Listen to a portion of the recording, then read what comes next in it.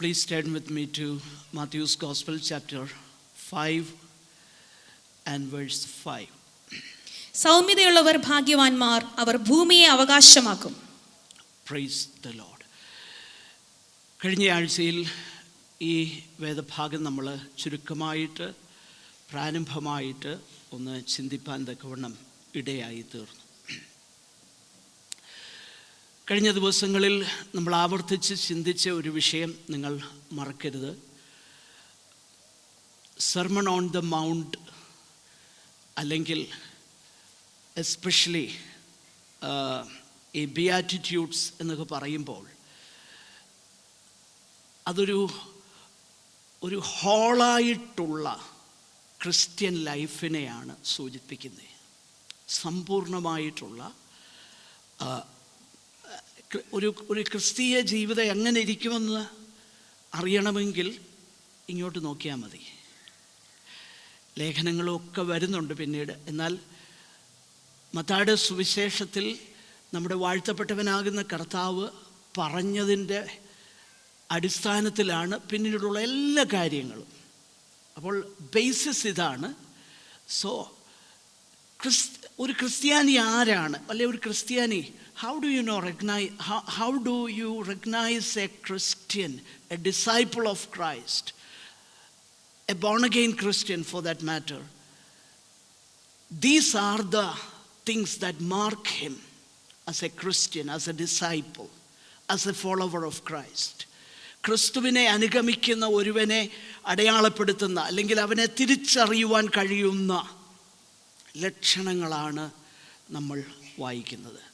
കഴിഞ്ഞ ആഴ്ചയിൽ നമ്മൾ ഈ തിരുവചന ഭാഗം, ഞാനിത് ആവർത്തിച്ച് പറയുന്നത് നിങ്ങൾ ഇത് നമ്മുടെ ഹൃദയത്തിൽ ഇതാഴമായി പതിയണം. ദർ ഈസ് എ ഒരു സ്ലൈഡ് ഉണ്ട്, ഒന്ന് കാണിക്കാമോ? Can you show the slide? Is it available there? Okay, thank you. ഒരു പക്ഷേ നിങ്ങളിൽ പലർക്കും അത് കാണാൻ ബുദ്ധിമുട്ടുണ്ടാകും. എങ്കിലും ഓക്കെ, നോ പ്രോബ്ലം. കാണാൻ അല്പം ബുദ്ധിമുട്ടുണ്ട്. എന്നാൽ ഇതാണ് സത്യത്തിൽ ബിയാറ്റിറ്റ്യൂഡ്സ് എന്ന് പറയുന്നത്. ആ താഴത്തെ പടിയെന്ന് പറയുന്നത്, ഏറ്റവും ലോവർ സ്റ്റെപ്പെന്ന് പറയുന്നത് പോവർട്ടി ഓഫ് ദ സ്പിരിറ്റ്. അത് ഓരോന്നുമാണ് ഒരു ദൈവ പൈതലിനെ അടയാളപ്പെടുത്തുന്ന, അല്ലെങ്കിൽ ഒരു ദൈവ പൈതലിനെ തിരിച്ചറിയാൻ കഴിയുന്ന ലക്ഷണങ്ങൾ. Okay, you can remove that, no problem. അപ്പോൾ ഇത് നമ്മൾ വളരെ വ്യക്തമായിട്ട് മനസ്സിലാക്കണം. ഇത് അല്ലെങ്കിൽ എൻ്റെ കൃപ ഇതാണ്, ഞാൻ വളരെ വിനയമുള്ളവനാണ്. വേറൊരാൾ, അദ്ദേഹം എപ്പോഴും വളരെ ദൈന്യഭാവമുള്ളവനാണ്. വേറൊരാൾ സമാധാനം ഉണ്ടാക്കുന്നവനാണ്. അങ്ങനെയാണ് ഉപദേശി. We are all different. Yes, we are all different. But the beatitude is, അല്ലെങ്കിൽ ആ ബിയാറ്റിറ്റ്യൂഡെന്ന് നമ്മൾ വിളിക്കുന്ന ആ ഭാഗ്യവർണ്ണന, കർത്താവ് പറയുന്ന ആ കാര്യമാണ് ഓരോ ദൈവ പൈതലിൻ്റെയും ജീവിതത്തിൽ അവനെ മാർക്ക് ചെയ്യുന്ന, അല്ലെങ്കിൽ അവനെ അടയാളപ്പെടുത്തുന്ന, അവനെ തിരിച്ചറിയുവാൻ കഴിയുന്ന ഘടകം. അത് നമ്മൾ വ്യക്തമായിട്ട് മനസ്സിലാക്കണം. നമ്മൾ കഴിഞ്ഞ ആഴ്ചയിൽ ചിന്തിച്ചതാകുന്ന വിഷയം, കഴിഞ്ഞ ആഴ്ചകളിൽ ഒന്ന് പോവർട്ടി ഓഫ് ദ സ്പിരിറ്റ്, ആത്മാവിലുള്ള ദാരിദ്ര്യം. നമ്മൾ മനസ്സിലാക്കി, we do not have within ourselves what it takes, first of all, to be saved, and also live a life that is pleasing to God. രക്ഷിക്കപ്പെടുവാനും അതിന് തുടർന്നുള്ള ക്രിസ്തീയ ജീവിതത്തിനും ദൈവം ആവശ്യപ്പെടുന്ന ആ ഒരു ഡിമാൻഡ് അത് നമ്മിൽ തന്നെ ഇല്ല എന്ന തിരിച്ചറിവാണ് പോവർട്ടി ഓഫ് ദ സ്പിരിറ്റ്. അതുകൊണ്ടാണ് മൂന്നാം സ്വർഗത്തോളം എടുക്കപ്പെട്ട പൗലോസ് അപ്പോസ്തലൻ പോലും ന്യായപ്രമാണത്തിൻ്റെ മുൻപിൽ, ദൈവത്തിൻ്റെ ന്യായപ്രമാണത്തിൻ്റെ മുൻപിൽ തൻ്റെ ജീവിതത്തെ താൻ വിലയിരുത്തിയപ്പോൾ, റോമാലേഖനം 7:24 നമ്മൾ വായിക്കുന്നു, അയ്യോ ഞാൻ അരിഷ്ട മനുഷ്യൻ, മരണത്തിന് അധീനമാകുന്ന ഈ ശരീരത്തിൽ നിന്ന് എന്നെ ആരാണ് വിടുവിക്കുന്നത്? Who shall deliver me? So he acknowledges, number one, he is a wretched person when he sees himself before the law, the mirror of God's righteousness and holiness.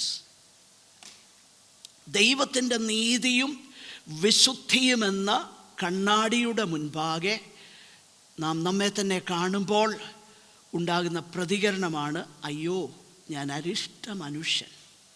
ഒന്നാമത്തെ പ്രതികരണം. 2, ഹൂ ഷാൽ ഡെലിവർ മീ? ആർക്കെന്നെ വെടിവെപ്പാൻ കഴിയും? എനിക്ക് പറ്റുകയില്ല, ആർക്കും കഴിയുകയില്ല. എന്നാൽ അടുത്ത വാക്യമാണ് നമുക്ക് പ്രതീക്ഷ നൽകുന്നത്. നമ്മുടെ കർത്താവായ യേശു ക്രിസ്തു മുഖാന്തരം, വേഴ്സ് 25, നമ്മുടെ കർത്താവായ യേശു ക്രിസ്തു മുഖാന്തരം നമുക്ക് ജയം നൽകുന്ന ദൈവത്തിന് സ്തോത്രം. Who shall deliver me? Question. Answer, only the Lord. അപ്പോൾ നീതീകരണത്തിൽ അതാണ് സംഭവിക്കുന്നത്. പിന്നീട് നമ്മൾ താഴോട്ട് വായിച്ചാൽ വിശുദ്ധീകരണത്തിലും you cannot meet God's standards. Only God the Holy Spirit. When you walk in obedience to the Spirit, you will fulfill the righteousness, the holy righteousness of God. ആത്മാവിനെ അനുസരിച്ച് നടക്കുന്ന നമ്മിൽ ദൈവത്തിൻ്റെ ന്യായപ്രമാണം, ബാക്കി പറയാമോ? റോമർ 8:3 ഞാൻ പറഞ്ഞത്. 4 ആത്മാവിനെ അനുസരിച്ച് നടക്കുന്ന നമ്മിൽ ദൈവത്തിൻ്റെ ന്യായപ്രമാണത്തിൻ്റെ നീതി നിവൃത്തിയാകേണ്ടതിന്, the righteousness of the law. Law is not, ന്യായപ്രമാണത്തെ നീക്കുകയല്ല, പിന്നെന്താ സംഭവിക്കുന്നത്?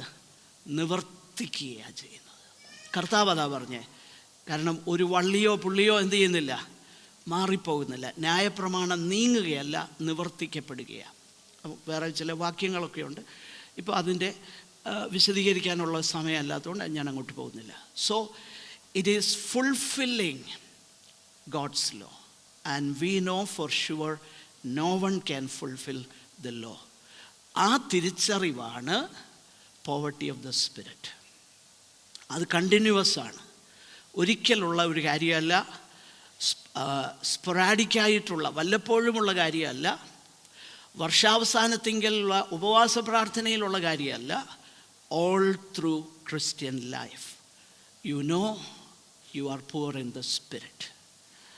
ആ പോവർട്ടി ഓഫ് ദ സ്പിരിറ്റ് ഉണ്ടാകുന്ന ഒരു വ്യക്തി, he will either mourn over the poverty of the spirit, he himself will grieve, and there is another option, which is that we grieve the Holy Spirit.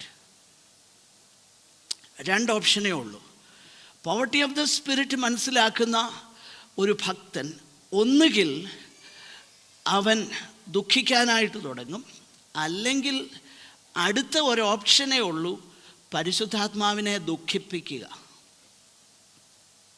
No other option. Either you grieve or you grieve the Holy Spirit. ഒന്നുകിൽ നാം ദുഃഖിക്കുന്നു, അല്ലെങ്കിൽ പരിശുദ്ധാത്മാവിനെ ദുഃഖിപ്പിക്കുക. ഈ 2 ഓപ്ഷനേ ഉള്ളൂ. അതുകൊണ്ടാണ് ദൈവത്തിൻ്റെ പരിശുദ്ധാത്മാവിനെ നിങ്ങൾ ദുഃഖിപ്പിക്കരുത് എന്ന് പറഞ്ഞിരിക്കുന്നത്. So how do we keep this continuous attitude of the poverty of the spirit? Only by obeying or in obedience to the word of God as the Spirit directs us in our daily life. നമ്മുടെ ഓരോ ദിവസത്തെ ജീവിതത്തിലും പരിശുദ്ധാത്മാവ് ദൈവവചനം നമ്മളെ അനുസരിപ്പാനായി nudge ചെയ്യുമ്പോൾ അതിന് കീഴ്പ്പെടുന്നതിലൂടെയാണ് നാം വിശുദ്ധീകരണം പ്രാപിക്കുന്നത്. അല്ലാതെ വേറെ there is no other way. ആ ഫേമസ് ഹിം റൈറ്റർ പറയുന്നത് പോലെ trust and obey. There is no other way to be happy in Jesus but to trust and obey. No other way. രണ്ട് കാര്യങ്ങളേ ഉള്ളൂ. Trust, obey. Trust, obey. ദൈവത്തിൽ ആശ്രയിക്കുന്നു, അനുസരിക്കുന്നു. അങ്ങനെയാണ് ക്രിസ്തീയ ജീവിതം വളരുന്നത്. എന്തുകൊണ്ടാണ് നമ്മൾ വളരാത്തത്? എന്തുകൊണ്ടാണ് കൊരിന്ത് സഭയോട് പറഞ്ഞതുപോലെയേ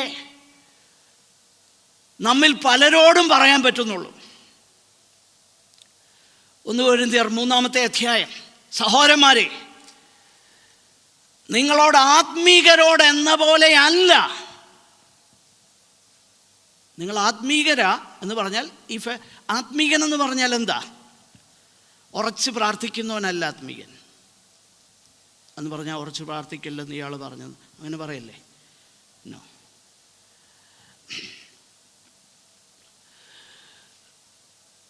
ഇപ്പം ഛത്തീസ്ഗഡിലാന്ന് ഉറച്ചും പ്രാർത്ഥിക്കാനും പറ്റുകയില്ല, പാടാൻ പറ്റുകയില്ല.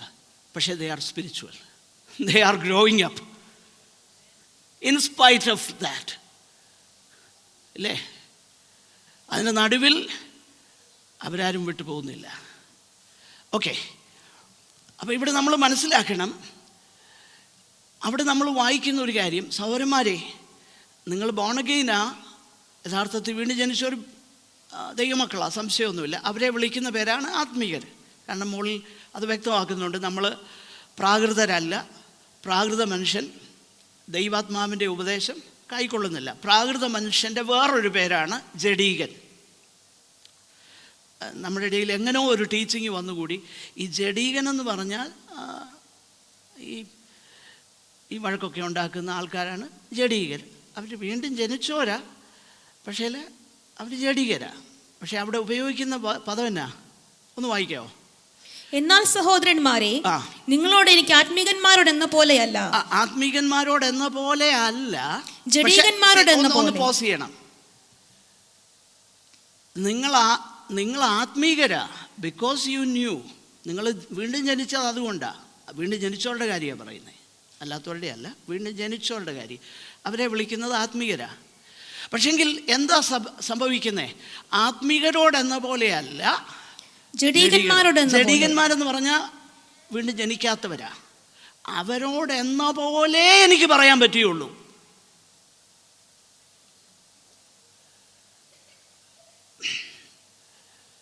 ഇപ്പം ജെറിനും, ക്ഷമിക്കണേ, ഇല്ലുസ്ട്രേഷനായിട്ട് എടുക്കുക. ജെറിനും ജോ ബ്രദറും ഭയങ്കര വഴക്ക്, സമയം കഴിയും ഭയങ്കര പൊരിഞ്ഞ അടിയെന്ന് പറഞ്ഞാൽ കൈ കൊണ്ടല്ല, വാക്കുകൊണ്ട്. നമ്മൾ അങ്ങോട്ട് ചെന്നു, നമ്മൾ എന്നിച്ച് ഞാൻ ജെറിനെ ഇങ്ങോട്ട് മാറ്റുന്നു, വേറൊരാൾ വന്ന്, ക്ഷമിക്കണേ, ഇവർ തമ്മിൽ ഒരു പ്രശ്നവുമില്ല, ഉദാഹരണം പറയുക. വേറൊരാൾ വന്ന് പിന്നെ ജോ ബ്രദറിനെ പിടിച്ചു മാറ്റുന്നു. എനിക്കറിയാം, അവരോട് പറഞ്ഞാൽ എന്നോട് വഴക്കിന് വരികയില്ല അവർ രണ്ടും, അതുകൊണ്ട് അവരുടെ പേര് പറഞ്ഞു.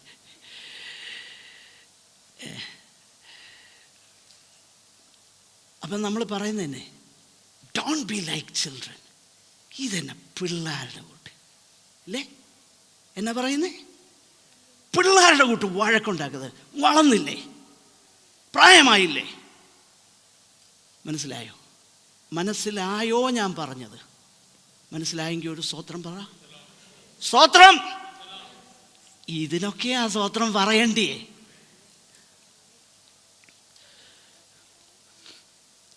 അതാ പോൾ ഇവിടെ പറയുന്നത്. സഹോദരന്മാരെ, നിങ്ങളോടെനിക്ക് ആത്മീകരോടെന്ന പോലെ അല്ല, പിന്നെ ആരോടെന്ന പോലെ? ജഡീകന്മാരോടെന്ന പോലെ, ക്രിസ്തുവിൽ ശിശുക്കളായ. ഇനി ഞാൻ വായിക്കുന്നില്ല, വീട്ടിൽ പോയി വായിച്ചു. എന്തുകൊണ്ടാണ് അപ്പോൾ അത് പറയുന്നത്? അടുത്ത ആഴ്ച ഞാൻ ചോദിക്കുവേ, അതുകൊണ്ട് വായിച്ചേ വരാം. 1 കൊരിന്ത്യർ 3-ാം അധ്യായത്തിൻ്റെ പ്രാരംഭ വാക്യങ്ങൾ വായിച്ചാൽ മനസ്സിലാകും എന്തുകൊണ്ടാണ്. So A spiritual man, he has the capability to behave like a carnal person. He has got the capability. അത് പോയിട്ടില്ല. അതുള്ളത് കൊണ്ടാണ് ലേഖനം എഴുതേണ്ടി വന്നത്. ജഡീകന്മാരോടെന്ന പോലെ. അപ്പോൾ അങ്ങനെ ജഡീകന്മാരെന്നതുപോലെ നമ്മൾ ജീവിച്ചാൽ we grieve the Holy Spirit all through the life. We will never ever will grow up. Never. അവസാനം ഇവിടുത്തെ നല്ല സിമെട്രികളുണ്ടല്ലോ, അങ്ങോട്ട് എടുക്കുന്നത് വരെ we will not grow up. We will forever be infants. അപ്പോൾ പറയും, എന്നാലും ഇൻഫൻ്റ് ആയാലും അങ്ങ് ചെല്ലുമല്ലോ, അത് മതി ഉപദേശി, ഞങ്ങൾക്ക് അത്ര വലിയ ആത്മീയതൊന്നും ആകണ്ട, ഞങ്ങൾക്ക് എങ്ങനെയും അങ്ങ്. പക്ഷെങ്കിൽ എൻ്റെ ഒരു സംശയം, അങ്ങനെ ചിന്തിക്കുന്നവർ വീണ്ടും ജനിച്ചവരാണോ എന്നാണ് എൻ്റെ ന്യായമായ ഒരു ചിന്ത. അത് നിങ്ങൾക്ക് വിടുന്നു. You have all the freedom to meditate upon that. God bless you. അപ്പോൾ either we grieve ourselves for our sins or we grieve the Holy Spirit. No option. നിങ്ങൾ എന്തോ കീഴോട്ടും മേലോട്ടും ചാടുന്നവരാണെങ്കിലും, if you are not obeying the word of God, you are carnal like Christians.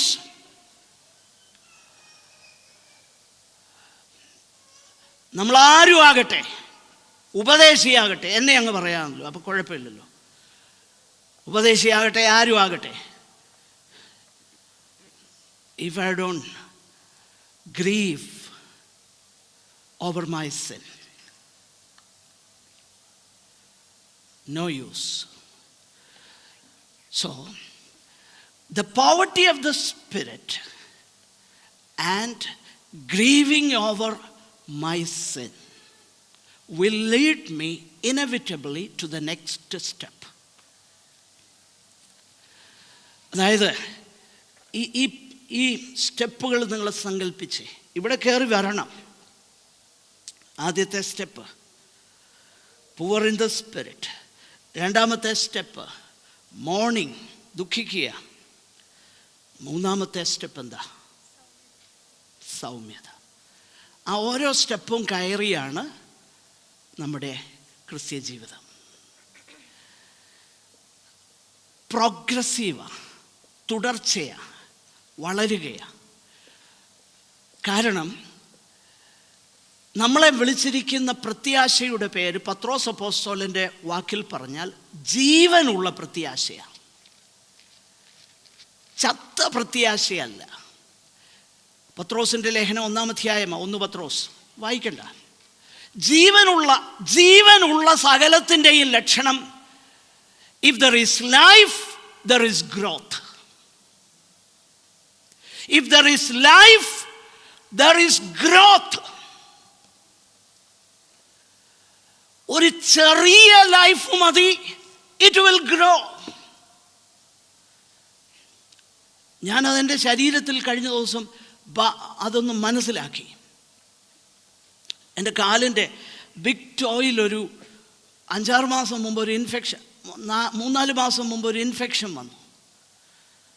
Infection വന്ന് ആ മുകളിലത്തെ ആ ടോനയിൽ അങ്ങ് എന്താ പറയുന്നത്, അതിൻ്റെ ആ ഭാഗത്ത് നിന്ന് അങ്ങ് വേർപെട്ടു.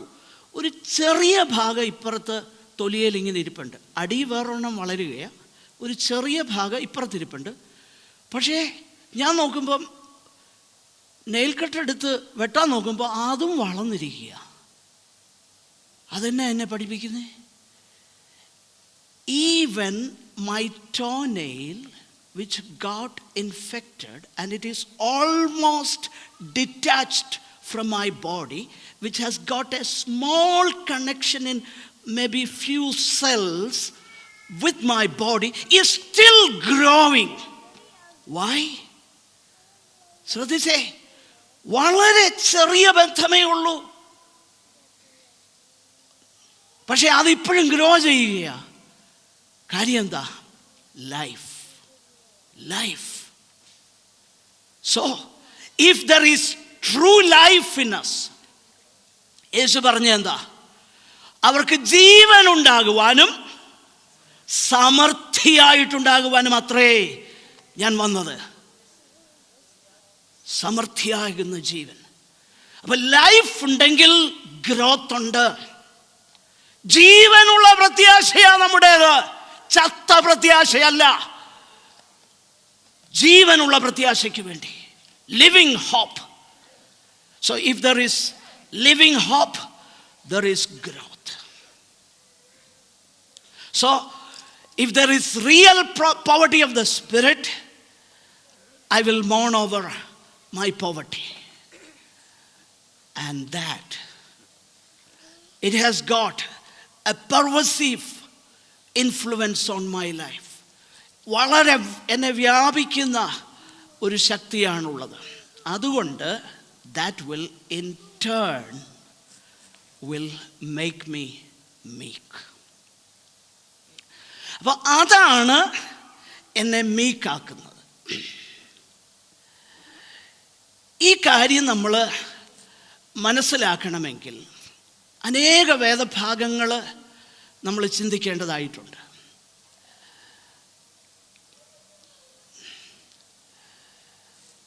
ഞാൻ ചില ഉദാഹരണങ്ങളിലേക്ക് നിങ്ങളെ കൊണ്ടുവരാം. എന്നാൽ ദൈവവചനത്തിൽ നിന്ന് എന്താണ് meekness? Meekness, number 1, is the humble strength that belongs to the man who has learned to submit to difficulties. Difficulties, i.e., difficult experience and difficult people. Knowing that in everything God is working for his good. ഇത് ഒരു മനോഹരമാകുന്ന ഒരു ബുക്കിൽ നിന്നുള്ള ഉദ്ധരണിയാണ്. നിങ്ങൾക്ക് വേണമെങ്കിൽ ആ book വായിക്കാം. Kingdom life in a fallen world. ഈ ഗിരിപ്രഭാഷണത്തിൻ്റെ ഒരു മനോഹരമാകുന്ന ഒരു വളരെ വ്യക്തമായിട്ട് വ്യാഖ്യാനിക്കുകയും എന്നാൽ വളരെ ഡിവോഷണലായിട്ടുള്ളൊരു സിൻക്ലർ ഫെർഗുസൺ എന്ന കർത്താവിൻ്റെ ഭൃത്യന അതെഴുതിയത്. ഈ പുസ്തകമൊക്കെ ഇവിടെ അവൈലബിളാണ്, വാങ്ങി മേടിക്കണം. ആർക്കും വായിച്ചാൽ മനസ്സിലാകും. ടെക്നിക്കാലിറ്റീസ് ഒന്നുമില്ല, simple, beautiful exposition. Kingdom life in a fallen world. അദ്ദേഹം പറഞ്ഞൊരു കാര്യം, meekness is not a lack of backbone. നട്ടെല്ലില്ലാത്ത എനിക്ക് നട്ടെല്ലുണ്ട്, എൻ്റെ നട്ടെല്ല് വാഴപ്പിണ്ടിയല്ല എന്നൊക്കെ നമ്മൾ പറയുമല്ലോ. അതൊന്നും അല്ലെന്നേ, ചുമ്മാ അത് പറച്ചില്ലല്ലേ അതൊക്കെ. Meekness is not a lack of backbone. Rather, it is the humble strength that belongs to the man who has learned to submit to difficulties. That is, difficult experience and difficult people, knowing that in everything God is working for his good. അതായത് സൗമ്യത എന്ന് പറഞ്ഞു കഴിഞ്ഞാൽ ധൈര്യമില്ലായ്മയൊന്നുമല്ല. പിന്നെ എന്താണെന്നറിയാമോ, ഇത് നല്ല സ്ട്രെങ്തുള്ള, നല്ല ബലമുള്ള ഒരു മനുഷ്യൻ്റെ അവൻ്റെ ഒരു നല്ല ക്വാളിറ്റിയാണ്. കാരണം എന്നാണെന്നറിയാമോ, he has learned himself to submit to difficulties. കാരണം അവൻ്റെ ജീവിതത്തിൽ അവൻ പഠിച്ചു. എന്താ പഠിച്ചത്? പ്രയാസകരമാകുന്ന അനുഭവങ്ങളിൽ സമർപ്പണത്തോടെ ജീവിപ്പാൻ അവൻ പഠിച്ചു. എന്താ പ്രയാസകരമാകുന്ന അനുഭവങ്ങൾ? പ്രയാസകരമാകുന്ന ജീവിത സാഹചര്യങ്ങൾ, അനുഭവങ്ങൾ, എക്സ്പീരിയൻസസ് മാത്രമല്ല, പ്രയാസകരമാകുന്ന ആൾക്കാർ, difficult people. And he nose, a man who is poor in the spirit and who mourns over his sins knows that God is there working for my good in everything. ഇതിൻ്റെ പേരാണ് പ്രിയപ്പെട്ടവരെ സൗമ്യത, അല്ലെങ്കിൽ meekness എന്നൊക്കെ ദൈവത്തിൻ്റെ വചനം നമ്മൾ പഠിപ്പിക്കുന്നത്. ഈ ഒരു കാര്യം നമ്മൾ മനസ്സിലാക്കേണ്ടത്, യഥാർത്ഥത്തിൽ ഈ മീക്ക്നെസ് എന്ന് പറഞ്ഞു കഴിഞ്ഞാൽ അതിന് രണ്ട് മുഖങ്ങളുണ്ട്. ഒന്ന്, it is the true estimate of myself. I estimate myself truly എന്ന് പറഞ്ഞാൽ, ഞാൻ ഏതാണ്ട് മികച്ചതാണെന്ന് എനിക്ക് ചിന്തയുണ്ട്. കാരണം ഞാൻ മറ്റുള്ളവരെ പോലെയല്ല, ഞാൻ കാര്യങ്ങളൊക്കെ കൃത്യമായിട്ട് ചെയ്യും, പാടും, പ്രാർത്ഥിക്കും, ബൈബിൾ വായിക്കും, എല്ലാം ചെയ്യും. ഓക്കെ, അപ്പം ഞാൻ ഏതാണ്ട് കൊള്ളാം. പക്ഷെങ്കിൽ ഞാൻ മനസ്സിലാക്കേണ്ടത്, എൻ്റെ ഏറ്റവും വലിയ നീതിപ്രവൃത്തി പോലും ദൈവത്തിൻ്റെ മുൻപാകെ കറപരണ്ട തുണി പോലാണെന്നുള്ളത് ഞാൻ മനസ്സിലാക്കുമ്പോൾ എനിക്കറിയാം, എൻ്റെ എഫേർട്ടോ എൻ്റെ യോഗ്യതയോ ഒന്നും ദൈവത്തിൻ്റെ ആ വിശുദ്ധിയുമായിട്ടൊന്നും കമ്പയർ ചെയ്യാൻ പറ്റുന്ന കാര്യമല്ല. So I estimate myself truly. ആ ഒരു ഹംബിൾ ആൻഡ് ജെൻറ്റിൽ ആറ്റിറ്റ്യൂഡ് എനിക്ക് ഉള്ളിൻ്റെ ഉള്ളിൽ ഉണ്ടെങ്കിൽ ഞാൻ മറ്റുള്ളവരോട് ഹംബിളായിരിക്കും.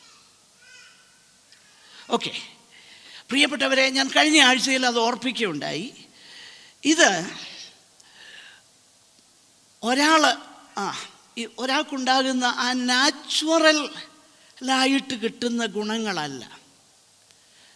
നാച്ചുറലായിട്ട് ചിലർ കഴിഞ്ഞ ആഴ്ച നമ്മൾ കേട്ട പോലെ ചിലർ എന്താ പറയുന്നത്, അവരുടെ ടെമ്പറമെൻറ്റിൽ ഇമ്പൾസീവായിരിക്കും, പെട്ടെന്ന് ഇമ്പൾസീവാകും. പത്രോസിനെ പോലെയൊക്കെ ചാടിക്കയറി ഉത്തരം പറയും പെട്ടെന്ന്. അവർ കൈവെക്കാത്ത മേഖലകളില്ല, എവിടെ അവർക്കൊരു അഭിപ്രായമുണ്ട്. എന്തിനേറെ മറുരൂപമലയിൽ ഏലിയാവിനെയും മോശയെയും കണ്ടു കഴിഞ്ഞപ്പം അവിടെ എനിക്ക് തോന്നുന്നു മർക്കോസിൻ്റെ സുവിശേഷത്തിലാണെന്ന് തോന്നി ഒരു വാക്ക് ഇങ്ങനെയുണ്ട് ആ സംഭവത്തിൽ, എന്നാ പറയണ്ടേന്ന് അവൻ അറിയത്തില്ല, എങ്കിലും അങ്ങ് പറഞ്ഞു 3 കുടിലുണ്ടാക്കിയേക്കാണ്. അപ്പോൾ ആ സന്ദർഭത്തിൽ എന്നാ പറയണ്ടേന്ന് ഒരു വാക്കില്ലാതെ നിൽക്കുമ്പോഴും something he has to tell. There are people like that. അതുപോലെയുള്ള ആൾക്കാരുണ്ട്. എന്നാൽ മറ്റു ചിലർ അങ്ങനെയല്ല. ബൈ നേച്ചർ അവർ സാവധാനതയിൽ കാര്യങ്ങളെ കാണുന്നവരാകാം. ബൈ നേച്ചർ ചിലർ ആങ്ഷ്യസ് ആയിരിക്കാം. ബൈ നേച്ചർ ചിലർ അത്ര ആങ്ഷ്യസ് അല്ലായിരിക്കാം. ഇതെല്ലാം നാച്ചുറലി നമ്മൾക്ക് കിട്ടുന്ന ഗുണങ്ങളാണ് കേട്ടോ.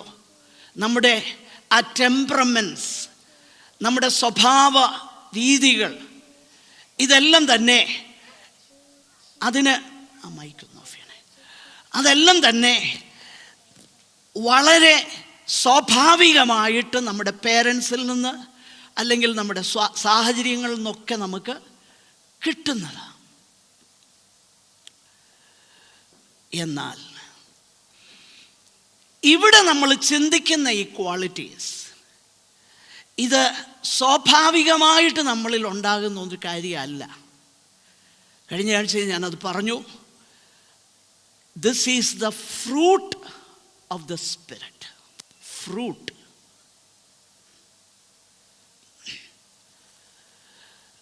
ഫലമാണ്. ആ ഫലത്തിൽ എന്തെല്ലാം ഉണ്ടെന്നറിയാമോ? സ്നേഹം. ഗലാത്യലേഖനം ഒന്ന് വായിച്ചോളൂ. ഗലാത്യലേഖനം 5-ാം അധ്യായം 23 വായിച്ചു. Fruit. Now the fruit of this.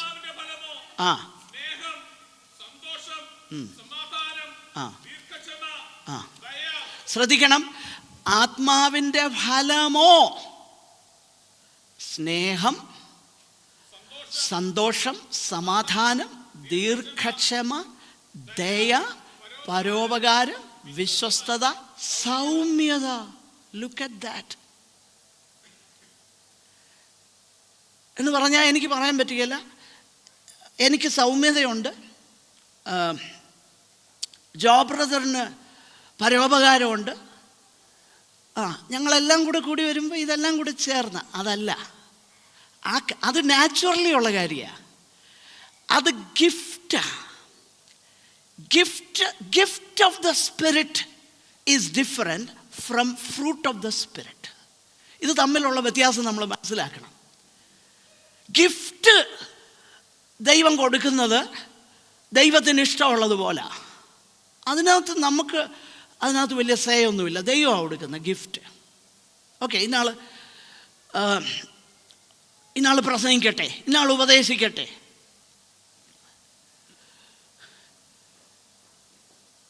പ്രിയപ്പെട്ടവരെ, അത് ദൈവം തരുന്നതാണ്.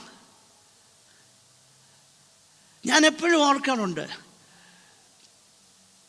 ഇത്രയും വേണ്ട. 3 പേര് നിൽക്കുന്നിടത്ത് എന്നോട് ഒരു വാക്ക് പറഞ്ഞാൽ എൻ്റെ മുട്ടിങ്ങനെ അടിക്കുമായിരുന്നു. വാക്ക് വരത്തില്ല, തൊണ്ടയിലെ വെള്ളം പറ്റും. That was me. എനിക്ക് സമ്പൂർണമായിട്ടറിയാം അതെൻ്റെ നാച്ചുറലി എനിക്കുണ്ടായ ഗുണമല്ല. അത് ഗിഫ്റ്റാണ്. ആ ഗിഫ്റ്റ് നമ്മൾ മനസ്സിലാക്കണം. അപ്പോൾ ഒരാൾക്കുള്ള ഗിഫ്റ്റും മറ്റൊരാൾക്കുള്ള ഗിഫ്റ്റും ദാനവും വ്യത്യസ്തമായിരിക്കും. എന്നാൽ ഫ്രൂട്ട് എല്ലാവർക്കും ഉണ്ട്. If there is no fruit, said Jesus, and in fact you can distinguish, you can recognize a tree by its fruit. അല്ലേ? നിങ്ങൾ എങ്ങനെയാണ്? കാരണം അവിടെ ഗിഫ്റ്റിനെ കുറിച്ച് നമ്മൾ കാണുന്നുണ്ട്. ഗിഫ്റ്റ് എന്തുവാ? ഗിഫ്റ്റ് പ്രവചനം. അവിടുത്തെ ഗിഫ്റ്റാണ് ഞാൻ പറഞ്ഞത്, അവിടുത്തെയാണ്. അതുകൊണ്ട് പറയല്ലേ, ഇയാളെ എപ്പം സമയം കിട്ടിയാലും പ്രവാചകന്മാരെ ഒന്ന് പറയാതെ ഇയാൾ പോവുകയില്ല. അത് പറയുന്നതിന് പ്രത്യേകിച്ച് കാരണമുണ്ട്. നമുക്ക് ആരെന്നോ പറഞ്ഞാലും, പുസ്തകം പറയുന്നതിൻ്റെ അപ്പുറം പറഞ്ഞാലും, അതിലില്ലാത്ത പറഞ്ഞാലും അയാൾ പറഞ്ഞായിരുന്നു. അത് പ്രിയപ്പെട്ടവരെ, ദൈവവചനത്തിന് നിരക്കാത്തതും ദൈവവചനത്തിന് വിധേയപ്പെടാത്തതും ഒന്നും ദൈവത്തെങ്കിൽ നിന്നുള്ളതല്ലെന്ന് മനസ്സിലാക്കാനുള്ള വിവേചന വരത്തിനായിട്ട് നമ്മൾ പ്രാർത്ഥിക്കണം. ഓക്കെ. അപ്പം അവിടെ നമ്മൾ വായിക്കുന്ന ഒരു കാര്യം കർത്താവ് പറയുന്ന മത്തായി സുവിശേഷം 7-ാമത്തെ അധ്യായത്തിൽ നമ്മളത് വായിക്കുന്നുണ്ട്. അവരുടെ ഗിഫ്റ്റ് കൊണ്ട് നിങ്ങൾക്ക് അവരെ തിരിച്ചറിയാമെന്നല്ല കർത്താവ് പറഞ്ഞത്. പിന്നെന്തുവാ? ഫലം കൊണ്ട് തിരിച്ചറിയാമെന്ന്. അപ്പം അതുകൊണ്ട് ഫലം കൊണ്ട് തിരിച്ചറിയേണ്ടതിന് വേണ്ടിയിട്ടാണ് ഈ ഇതിലേയും പോകുന്നവരുടെ എല്ലാം കീഴേ കൊണ്ട് തല വെച്ച് കൊടുക്കല്. കാരണം ഫലം നോക്കാനുള്ള സമയമൊന്നും കിട്ടുന്നില്ല. അവർ ഇന്നിവിടാണ്, നാളെ പെർത്തില്ല, മറ്റന്നാൾ ഇന്തോനേഷ്യയിലാണ്. ആരൊക്കെയാന്ന് ആര് കണ്ടു? ആർക്കും അറിയത്തില്ല. ഫലം കൊണ്ട് തിരിച്ചറിയാം. അതുകൊണ്ടാണ് ഞാൻ പറയുന്നത്, even the gift of prophecy is to be exercised within a local congregation. Gift of prophecy എന്ന് ഞാൻ പറയുമ്പോൾ ഭാവി പറയുന്ന കാര്യമല്ല ഞാൻ പറഞ്ഞത്, ഭാവിയുടെ എലമെൻ്റ് അതിനകത്തുണ്ട്. ഹൗ ഗോഡ് സീസ് തിങ്സ്, ദൈവവചനപ്രകാരം. ഓക്കെ, അപ്പോൾ കർത്താവ് പറയുകയാണ്, നിങ്ങൾക്ക് എങ്ങനെ തിരിച്ചറിയാം അവരെ? ഫലം കൊണ്ട് തിരിച്ചറിയാം. ഫലം കൊണ്ട് തിരിച്ചറിയാം. അപ്പോൾ ട്രീയെ മനസ്സിലാക്കുന്നത് ഫലം കൊണ്ടാണെങ്കിൽ, ഒരു ഡിസൈപ്പിളിനെ, ഒരു ബോൺ അഗെയിൻ ക്രിസ്ത്യനെ മനസ്സിലാക്കുന്നത് അവൻ്റെ ഫലം കൊണ്ടാണ്. അതുകൊണ്ടാണ് ആത്മാവിൻ്റെ ഫലം നമ്മൾ പറയും, അയാൾ ഓക്കെ, അയാൾ അങ്ങനെയാണേലും ഇല്ല, ഇങ്ങനെ നല്ല ഗുണമുണ്ട്. ഇല്ലെന്നാര് പറഞ്ഞു? അങ്ങനെയുള്ള ഗുണങ്ങളുള്ള എത്രയോ പേരുണ്ട്. ചിലരുണ്ട്, പിന്നെ നാട്ടിലൊക്കെ ചിലരുണ്ട്, അവർക്ക് ബിവറേജസ് കോർപ്പറേഷൻ്റെ അടുത്ത് ചെന്ന് ആ സാധനം അകത്ത് ചെന്ന് കഴിഞ്ഞാൽ അവർ ഓൾ ഓഫ് എ സഡൻ നല്ലവരാകും. നല്ല എത്ര മനുഷ്യരുണ്ടെന്നറിയാവും, ഭയങ്കര നല്ലവരാ അവർ. പ്രിയപ്പെട്ടവരെ, ഈ നന്മയൊക്കെ എല്ലാവരിലും ഉണ്ടെന്നാണ് ഞാനീ പറയുന്നത്. നമ്മളീ മാത്രമല്ലെന്നേ, നമ്മളെക്കാൾ എത്രയോ നല്ല മനുഷ്യരുണ്ട്. ബാബ അംദേക്കുറിച്ച് കേട്ടിട്ടുണ്ടോ? വായിക്കണം പലതും. നാഗ്പൂരുകാരനാ, മരിച്ചുപോയി. വായിച്ചു നോക്ക് അദ്ദേഹത്തെക്കുറിച്ച്. നമ്മൾ ലജ്ജിച്ച് തല താഴ്ത്തു അദ്ദേഹത്തിൻ്റെ ആ ഗുഡ്നെസ്സിനെ കുറിച്ചൊക്കെ വായിച്ച. സോ നല്ലവരൊത്തിരിയുണ്ട്, നല്ല ഗുണങ്ങളുണ്ട്. ആ കാര്യത്തെക്കുറിച്ചല്ല ഇവിടെ പറയുന്നത്. If you are truly a born again Christian, you will be recognized by your fruit. Period. Fruit of the Spirit. എൻ്റെ ഗുണമല്ല. സ്നേഹം, സന്തോഷം, പിന്നെ സമാധാനം, ദീർഘക്ഷമ, ദയ, പരോപകാരം, വിശ്വസ്തത, സൗമ്യത, ഇന്ദ്രിയജയം, സ്ട്രെങ്ത് അണ്ടർ കൺട്രോൾ, ബലമ, ഇറ്റ് ഈസ് അണ്ടർ കൺട്രോൾ. നോക്കിയേ, സൗമ്യതയും ഇന്ദ്രിയജയവും ചേർന്നാ പോകുന്നേ. So much of strength, but everything is under control. Self control എന്നാ പറയുന്നത് അല്ലേ? Self control. ഞാനിത് പറയുമ്പോൾ നമ്മളെല്ലാവരും നമ്മളെ തന്നെയാണ് പരിശോധിക്കേണ്ടത്, അവരവരെ തന്നെ. അപ്പോൾ സൗമ്യത എന്ന് പറയുന്നത്, ആ സൗമ്യതയിലേക്ക് നമ്മളെ നയിക്കുമ്പോൾ രണ്ട് കാര്യങ്ങൾ, അതിന് രണ്ട് ദ്വിമുഖങ്ങളാണുള്ളത്. ഒന്ന്, we are humble in God's presence, and we are humble and gentle towards others. Okay, ദൈവസന്നിധാനത്തിൽ നമ്മൾ വിനയമുള്ളവരാകുന്നു. എന്നാൽ അവിടം കൊണ്ട് നിൽക്കുന്നില്ല, മറ്റുള്ളവരോടും നമ്മൾ വിനയമുള്ളവരാകുന്നു. ഇതാണ് സൗമ്യത. ഇതാ സൗമ്യത. പക്ഷേ നമുക്ക് ദൈവസന്നിധാനത്തിൽ നമ്മുടെ ഇല്ലായ്മയും വല്ലായ്മയും ഒക്കെ സമ്മതിക്കാൻ എളുപ്പമാണ് അല്ലേ? കർത്താവേ, ഇപ്പം പരസ്യമായിട്ടാണെങ്കിൽ പോലും, കർത്താവേ ഞങ്ങൾ പൊടിയാണേ, ഞങ്ങൾ പുഴുവാന്നേ. ചുമ്മാതാന്ന് പറയുന്നൊരു കാര്യം തന്നെ. പ്രവൃത്തിയുടെ മാത്രമല്ല, ദൈവത്തിൻ്റെ സന്നിധി ഞാൻ പുഴുവാന്ന് പറയും, ഞാൻ യോഗ്യനല്ലെന്ന് പറയും. എന്നാൽ വേറൊരാൾ എന്നെ പുഴുവെന്ന് വിളിച്ചാൽ എനിക്കത് സംഭവിക്കാൻ പറ്റുകയില്ല. മനസ്സിലായോ? ഇതാ ഡിഫറൻസ്. ഏതെല്ലാം കാര്യം ദൈവസന്നിധാനത്തിൽ ഞാൻ സമ്മതിക്കുന്നോ അത് വേറൊരാൾ എന്നെ വിളിക്കാൻ ഞാൻ സമ്മതിക്കുകയില്ല.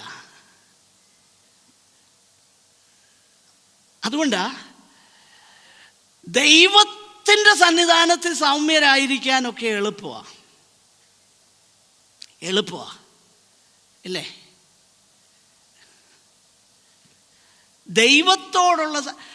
ദൈവത്തോട് കണ്ണുനീരങ്ങ് ഒഴുകുക. ഹാഫ് ടിഷ്യൂ ബോക്സ് വേണം ഒരു പ്രാർത്ഥന കഴിയുമ്പോഴത്തേന്. ഞാൻ ഈ പറയുന്ന കാര്യങ്ങൾക്കൊന്നും ജീവിച്ചിരിക്കുന്നവരോ മരിച്ചവരുമായിട്ടോ ഒന്നും ഒരു ബന്ധവുമില്ല.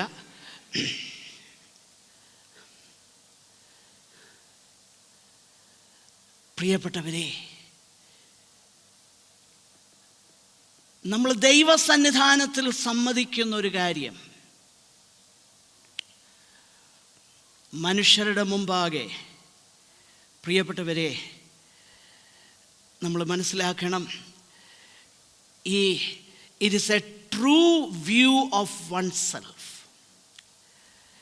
expressing itself in attitude, number one, and secondly, contact with respect to others. നമ്മുടെ attitude should be one of humility. Not only my attitude, my contact. ദൈവസന്നിധാനത്തിലുള്ള എൻ്റെ മനോഭാവം തന്നെ ആയിരിക്കണം എൻ്റെ ഇമ്മീഡിയറ്റ് ബന്ധമെന്ന് പറയുന്നത് എൻ്റെ വൈഫിനോട്. I should be what I was on my knees in God's presence with my wife. അങ്ങനൊന്നും ഞങ്ങൾ പ്രാർത്ഥിക്കാറില്ല, പിന്നെ അതൊന്നും ഞങ്ങൾക്ക് ബാധകമല്ല. അതുകൊണ്ടേ പിന്നെ എനിക്കൊന്നും പറയാനില്ല. പ്രിയപ്പെട്ടവരെ, if you claim yourself to be a Christian, if you profess yourself to be a disciple of Christ, ഇത് ദൈവം ഒരുവനെ സൗമ്യനാക്കാനായിട്ട് ദൈവത്തിനൊരു പ്ലാൻ ഉണ്ടെങ്കിൽ നമ്മൾ അതിനുവേണ്ടി സബ്മിറ്റ് ചെയ്താൽ ദൈവം അത് ചെയ്യുമെന്നുള്ളതിൻ്റെ ഏറ്റവും മനോഹരമാകുന്ന ഉദാഹരണം ഒന്ന് പഴയ നിയമത്തിലാണ്. നമുക്കറിയാം, സംഖ്യ 12:3 ഒന്ന് വായിച്ചോളൂ.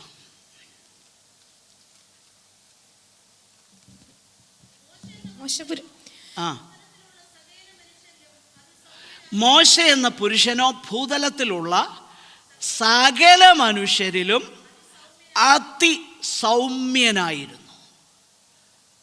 That is numbers 12:3. മോശ എന്ന പുരുഷനോ ഭൂതലത്തിലുള്ള സകല മനുഷ്യരിലും അതിസൗമ്യനായിരുന്നു.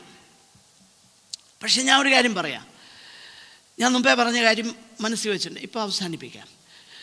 അതായത് ഇത് അദ്ദേഹത്തിൻ്റെ നാച്ചുറൽ ഡിസ്പൊസിഷൻ അല്ലായിരുന്നു. നാച്ചുറലി ബൈ ബർത്ത് മോശ സൗമ്യനൊന്നും അല്ലായിരുന്നു. അത് അദ്ദേഹത്തിൻ്റെ ആ ജീവിതം നമ്മൾ പഠിച്ചാൽ മനസ്സിലാക്കാനായിട്ട് പറ്റുന്നുണ്ട്. വായിച്ചോളൂ, പുതിയ നിയമത്തിൽ നിന്നൊരു ഭാഗം. ആക്ട്സ് ഓഫ് ദി അപ്പോസ്റ്റൽസ് 7-ാം അധ്യായം, അപ്പോസ്തലരുടെ പ്രവൃത്തി 7:24-25.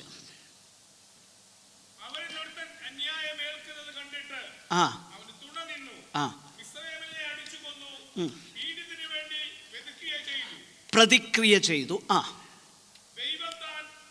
ദൈവം അപ്പൊ നോക്കണം, മോശ ചെയ്ത നല്ലൊരു പ്രവൃത്തിയായിരുന്നു. പക്ഷേ ദൈവം എൻ്റെ കൂടെ ഉണ്ട് എന്നെല്ലാം ഓർത്തോണ്ടാണ് ചെയ്തത്. പക്ഷെങ്കിൽ അതല്ലായിരുന്നു ദൈവത്തിൻ്റെ പദ്ധതി. അതല്ലായിരുന്നു ദൈവത്തിൻ്റെ പദ്ധതി. മോശയെ ഓർത്തത് ഞാൻ ചെയ്യുന്നതാണ് കറക്റ്റ് എന്നാണ്. അതിൻ്റെ ഫലമായിട്ട് എന്തോ ഉണ്ടായെന്നറിയാമോ? 40 years of loneliness and isolation in a desert. 40 വർഷങ്ങൾ ഇസ്രയേലിനെ നയിക്കുന്നതിനു മുൻപേ മരുഭൂമിയിൽ ഏകനായി, ആരും കൂട്ടായ്മയില്ലാതെ താനായിരുന്നു. 40 വർഷം കഴിഞ്ഞ് പുറപ്പാട് പുസ്തകം 3-ാം അധ്യായത്തിലേക്ക് വരുമ്പോൾ അവിടെ ദൈവം, when God looked at him, God knew he was ready for the task. ദൈവം മോശയെ നോക്കിയപ്പോൾ മനസ്സിലായി, now he is ready. പ്രിയപ്പെട്ടവരെ, പിന്നീട് നമ്മൾ മനസ്സിലാക്കണം, നമ്മൾ ചിന്തിക്കുന്നത് പോലെ അല്ല ദൈവത്തിൻ്റെ പ്രവൃത്തി. ദൈവം മോശയ്ക്ക് കൊടുത്ത ട്രെയിനിങ് കൊട്ടാരത്തിലായിരുന്നു. ആദ്യത്തെ ട്രെയിനിങ്, എല്ലാ ജ്ഞാനവും അറിവും എല്ലാം ഉണ്ടായിരുന്നു. പക്ഷേ ഉപയോഗിച്ചത് എവിടെയാണെന്നറിയാമോ? മരുഭൂമിയിലാണ്. ഇതാ ദൈവത്തിൻ്റെ വഴികൾ. ട്രെയിനിങ് കൊടുത്തത് ഫറവോൻ്റെ കൊട്ടാരത്തിലും, ഉപയോഗിച്ചത് മരുഭൂമിയിലും.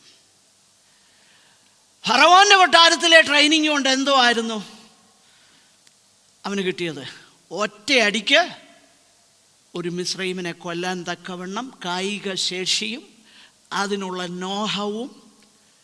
നമുക്കാർക്കും പറ്റുന്ന ഒരു ഫീറ്റൊന്നും അല്ലത്. That's not a feat easily accomplished. No, it is a feat who know the anatomy of the body very well. മനുഷ്യ ശരീരത്തിൻ്റെ ഘടന എന്താണെന്ന് നന്നായിട്ട് അറിയാവുന്ന ഒരുത്തനെ ഒറ്റയടിക്ക് ഒരു മനുഷ്യനെ കൊല്ലാൻ പറ്റുള്ളൂ, അല്ലാതെ ചുമ്മാ ആർക്കൊന്നും പറ്റുകയില്ല. So humanly speaking, he thought to himself that he was ready. But God says no. നമ്മൾ ചിന്തിക്കുന്നത് നമ്മുടേതാകുന്ന കഴിവും എടുക്കും കൊണ്ടുമൊക്കെ കർത്താവിൻ്റെ വേല ചെയ്യാമെന്നാണ് ഓർക്കുന്നത്. കർത്താവിൻ്റെ വേലയെന്ന് നിങ്ങൾ ചിന്തിക്കുമ്പം നമുക്കെല്ലാവർക്കും ഒരു വേലയുണ്ട്, എല്ലാവർക്കും ഉണ്ട്. നമ്മൾ ചിന്തിക്കുന്ന നമ്മുടെ കഴിവും കൊണ്ട് ചെയ്യാമെന്ന പറ്റുകയില്ല. God has to train you. ഇല്ലേ? ആ 40 വർഷത്തെ ട്രെയിനിങ്ങിൽ അതിൻ്റെ ആ ട്രെയിനിങ് കഴിഞ്ഞപ്പം, ആ ട്രെയിനിങ് പാസ്സായി കഴിഞ്ഞപ്പം ദൈവം അവനൊരു സർട്ടിഫിക്കറ്റ് കൊടുത്തു. ആ സർട്ടിഫിക്കറ്റാണ് നമ്മൾ സംഖ്യാപുസ്തകം 12:3 വായിക്കുന്നത്. പ്രിയപ്പെട്ടവരെ, അതിൻ്റെ പേരാണ് meekness. പ്രിയപ്പെട്ടവരെ, only when you mourn, it is reasonable for us to suppose every day Moses waking up in the morning and crying out to God. It is reasonable. ഇല്ലേ? എല്ലാ ദിവസവും ആ മരുഭൂമിയിൽ ആടിനെയും കൊണ്ട് പോകുന്നതിന് മുമ്പാകെ നിശ്ചയമായിട്ടും മോശ, he would have reflected. കഴിഞ്ഞ കാലത്തെയൊക്കെ റിഫ്ലക്റ്റ് ചെയ്ത് കാണും. God was teaching. God was instilling his meekness. No wonder in one of the Psalms we read, Lord, your meekness made me great. എന്താ ഗ്രേറ്റ്നസ്? ലോകത്തിൻ്റെ ഗ്രേറ്റ്നസ്സും ദൈവത്തിൻ്റെ ഗ്രേറ്റ്നസ്സും രണ്ടും രണ്ടാ. സ്നാപക യോഹന്നാനെ കുറിച്ച് പറയുമ്പം, അതായത് തോലുടുത്ത് വെട്ടുക്കിളിയും കാട്ടുതേനും ഭക്ഷിക്കുന്ന ആ മനുഷ്യനെ കുറിച്ച് പറഞ്ഞു, he shall be great in the sight of God. Not the person who is sitting in the throne of authority. ഹെരോദാവല്ല ഗ്രേറ്റ്. ദൈവം പറയാ ആരാ ഗ്രേറ്റ് എന്ന്? John the Baptist. പ്രിയപ്പെട്ടവരെ, ഇതാ ദൈവത്തിൻ്റെ പ്രവൃത്തി. ദൈവത്തിൻ്റെ പരിശുദ്ധാത്മാവ് ആ മീക്ക്നെസ് നമ്മിൽ ഉണ്ടാക്കാനായിട്ട് നമ്മൾ ഒരുക്കമാണ്. ഒരു നിമിഷം നമ്മുടെ കണ്ണുകളെ ദൈവസന്നിധാനത്തിൽ അടയ്ക്കാം. പ്രിയപ്പെട്ടവരെ, ദൈവത്തിൻ്റെ പരിശുദ്ധാത്മാവിന് നമ്മൾ അനുസരണമുള്ളവരാകണം. നമ്മൾ അതിന് കീഴ്പ്പെടണം. അല്ലാതെ there is no other way. Trust and obey. There is no other way but to be happy in Jesus, but to trust and obey. ഒരു നിമിഷം നമ്മുടെ കണ്ണുകളെ അടയ്ക്കാം. നമുക്ക് പ്രാർത്ഥിക്കാം. എല്ലാ കണ്ണുകളും അടയട്ടെ. ദൈവത്തിൻ്റെ ആത്മാവ് സംസാരിച്ചെന്ന് തോന്നുന്നെങ്കിൽ, പരിശുദ്ധാത്മാവേ, അങ്ങേ ദുഃഖിപ്പിക്കാൻ എനിക്കിടയാകരുതേ എന്ന് നമുക്ക് ദൈവത്തോട് പറയാം. ദൈവ പാദപീഠത്തിൽ നമ്മെ തന്നെ ഏൽപ്പിക്കാം. നമ്മുടെ ജീവിതം മാറട്ടെ. നമ്മുടെ ജീവിതത്തെ കർത്താവ് മാറ്റട്ടെ. സഹോദരന്മാരിൽ ഒരാൾക്ക് പ്രാർത്ഥിക്കാം.